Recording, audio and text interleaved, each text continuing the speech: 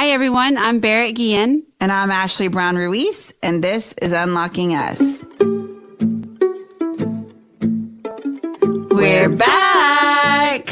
Hey, guys, it's Barrett. If you remember, I am the Chief of Staff for Brene Brown Education and Research Group. And I'm Ashley, a licensed clinical social worker and the Senior Director for the Daring Way. And we're also Brene's younger twin sisters. And we are here to talk to Brene about her new book, Atlas of the Heart, Mapping Meaningful Connection and the Language of Human Experience, which came out yesterday, November 30th. Guys, we actually got to turn the table on Brene today, and we asked her the questions. This is a 3-part series that we're doing. It's a sisters book club on Atlas. And the first 2 episodes, Ashley and I interview Brene about her book. In the last episode, we're going to ask you guys to submit any questions you have after diving into the book. We'll give more details on how to submit your questions, but get the book and start reading so you can hang along with us. It's really going to be fun. A little bit more about Brene before we get going, just in case we've never actually read her full bio on the Unlocking Us podcast. So here we go. Dr. Brene Brown is a research professor at the University of Houston, where she holds the Huffington Foundation Endowed Chair at the Graduate College of Social Work. Brene is also a visiting professor in management at the University of Texas at Austin McCombs School of Business. She has spent the past 2 decades studying courage, vulnerability, shame, and empathy.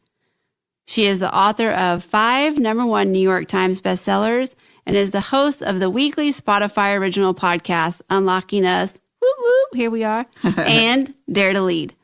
Brene's books have been translated into more than 30 languages, and her titles include Dare to Lead, Braving the Wilderness, Rising Strong, Daring Greatly, and The Gifts of Imperfection.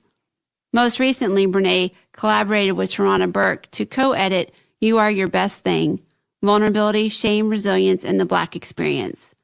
Her TED Talk, The Power of Vulnerability, is one of the top 5 most viewed TED Talks in the world, with over 50 million views. She's also the first researcher to have a filmed lecture on Netflix. The Call to Courage special debuted on the streaming service in April 2019. Brene lives here in Houston, right by her sisters, and with her husband, Steve. They have 2 kids, Ellen and Charlie. Here we go. So, Brene Brown, welcome to Unlocking Us. It's so great to be here. We're so excited to interview you. Oh my gosh, wait till we get to the rapid fire. We've added a few questions. So I can't wait. That's not even funny. That's like Ashley just winked at me. Seriously. No, it's going to be so much fun. My kids could listen to this. I know. Okay. Oh, yeah. We got you. Okay. Yeah, of course. Any of our kids could. We're good. But we're excited to be here today to talk about Atlas of the Heart. Yes. The new book. Beautiful. And you so graciously let us interview you to talk to you about this book. So, can we jump in? Let's do it. I'm scared. Okay, so you start unlocking us with every guest with one question. Mm-hmm. Tell us your story. Now, we're going to pause a little bit because we know your story and everybody knows your story. Yeah. But what we want to ask you is tell us about little Brene, who already started studying emotions and understanding emotions from a young age, and why you did that. It's so funny because I'm not nervous because I'm still like, I'm the boss of this podcast. Well, I'm glad you're not running it. I'm like, at first I was like, oh my God, I'm anxious. What are they going to say? And then I'm like, I'll just be like, no, I'm not, we're not doing it. And then, yeah. Then, isn't it awful? Okay, that's awful that I think like that. But this is, I'm armoring up. Okay, little Brene, I think the first time that I realized that, wow, I have some kind of really massive talent or superpower, I think we still lived in New Orleans. And so maybe y'all were newborns. I was probably 8. I had negotiated with mom and dad that y'all were staying after they brought you home. You're so weird. Aren't you lucky that we stayed? I am actually really, really lucky. But I'll tell you, as an 8-year-old, I was like, wow, whatever this thing is, is loud. And there's and beautiful. and beautiful. And there are two of them. And how long are they staying? I think it was just an ability to, well, I knew it was about patterns because mom used to sew a lot. Did y'all know that? Yeah, because I remember like the patterns that we would get from the store or whatever. Oh, shopping for McCall's patterns or something. Yeah, the pattern store. Yeah, the fabric store. So mom used to make dresses where my dress matched her dress, matched my doll's dress. Oh, Yeah, I knew that. Yeah, and sometimes in fact, there's an old picture somewhere of us getting on a train, and she's got on like a yellow plaid shift dress, and I have on the same shift dress, and then my doll has on the same shift dress.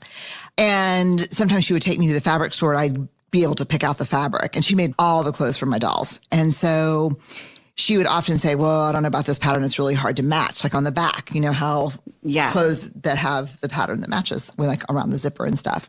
And so I knew what a pattern was. And then we had that gold couch, the infamous gold couch. And I realized, man, that's a pattern. And then what I realized very quickly from like situations at Holy Name of Jesus, where I went to elementary school, that's a heavy elementary school name. I was just going to say, I'm so glad we were Tice Tigers. Yeah. Holy Name of Jesus. So I would recognize that there. I would recognize it at home with mom and dad. I would definitely recognize it like when Aunt Trina and Uncle Joe would come, or like Mima and Curly would come. I could tell people are starting to act this way. Something bad's going to happen in a little bit. Or people are saying this and I think it's meant to be funny. And some people are laughing and some aren't. And it's going to go bad in a little bit. And so I think from very early on, I understood that there was like this holy trinity of emotion, thinking, and behavior, that they were inextricably connected. And if you could put two of them together, you could predict the third. So if you could see kind of how people were feeling and behaving, you could predict what they were thinking. If you knew what they were thinking and how they were feeling, you knew how they were going to behave, which was the biggest one for me. And yeah. Little Brene was, I mean, really, I tell a couple stories in the book about that, like Memorial Northwest Marlins. Mm-hmm. Like we had a swim coach that was out of control sometimes. And everybody tried to figure out like, God, when he loses his shit, what's happening? Yeah.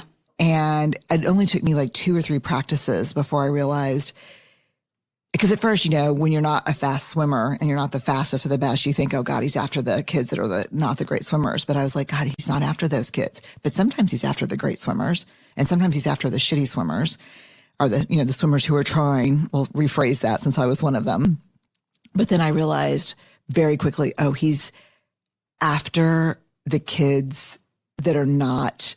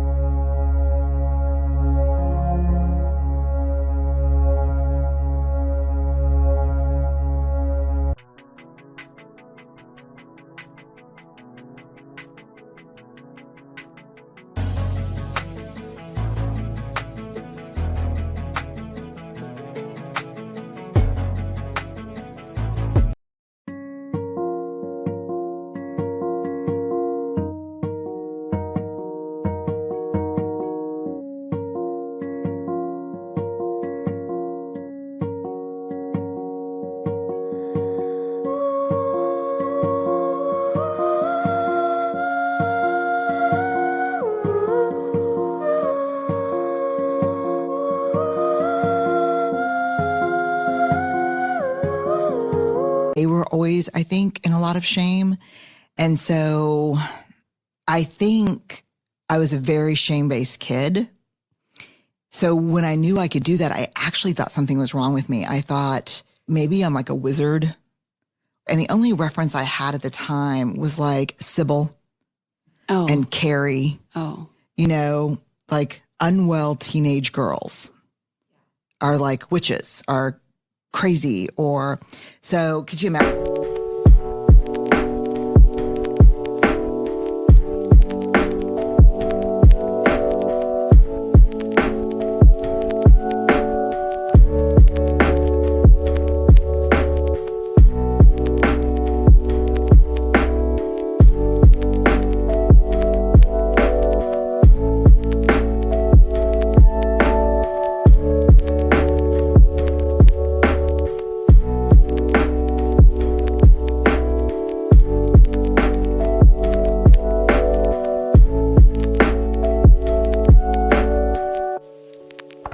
imagine, like, Mom and Dad, I know that I've disappointed you in a number of ways. I'm not on the drill team. I'm not a cheerleader. I'm not dating a quarterback or a running back or anyone important on the offensive line.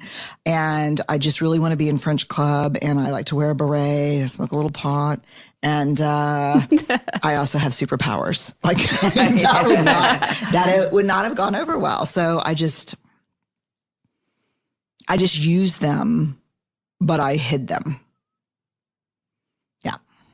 How do you think that skill set led to where you are right now in your life?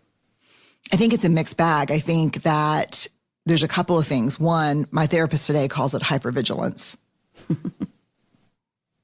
That's your people, Ashley. Your people, the therapy. The therapy call it hypervigilance and talk about it being exhausting and talk about it like always being on guard. Like one of the things I talk about, and this is like a really hard thing for me, is kind of, and I've talked about this before, like never feeling like I belonged in our family. Mm-hmm. And I think it was because of that hypervigilance. Like I never really could participate in the family because I always had to be watching. And I always had to be careful, And so even when things got really fun and everyone was laughing, I was like either the actual protector because shit was going bad, or I was a protector in waiting. Yeah, because it was going to blow up. Because it was going to blow up. And it always did, right? Yeah. And so I think on the bad side, it's an exhausting trait probably related to trauma and growing up in an unpredictable environment. Mm-hmm. Yeah. And, the thing is that when people... Like sometimes I feel shame even talking about like how we grew up because I'm like, yeah, it was really fun. And it was really, do you ever feel like that?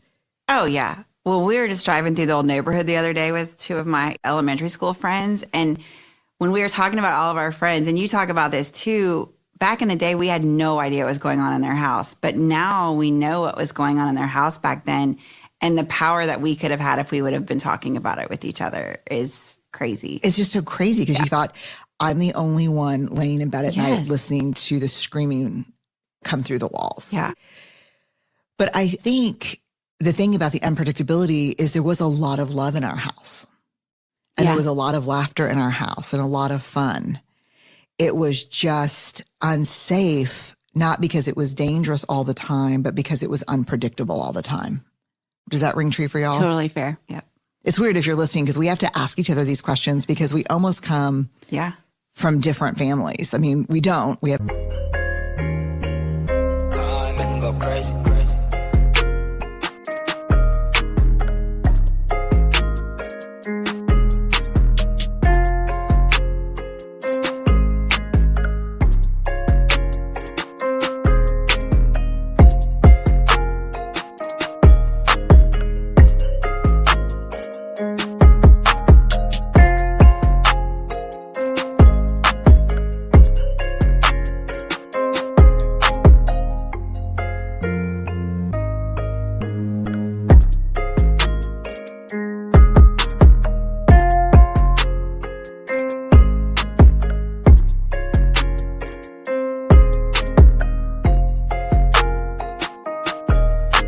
the same parents and we grew up all together, but I'm 8 years older. And so in one way, the hypervigilance, it's hard to carry. I still can feel like that. I can still feel like, where is everybody? Who's safe? Those kind of things.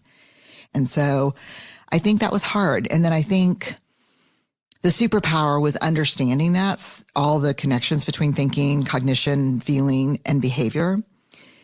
The other thing that I think was important is that when I started numbing with alcohol and probably smoking too much pot, I don't know how much is too much, but yeah, both. What I realized is I lost those superpowers, that those superpowers were completely connected to not numbing. Damn. And so I hate that the hypervigilance, I hate that part. And I think I have to work all the time to overcome that. But I'm grateful that I learned that in the AA Big Book, they say the promise of neutrality, where you're not running towards something or away from something, is only granted, that promise, if you're in fit spiritual condition. And so I think leading me to recovery was a gift of that.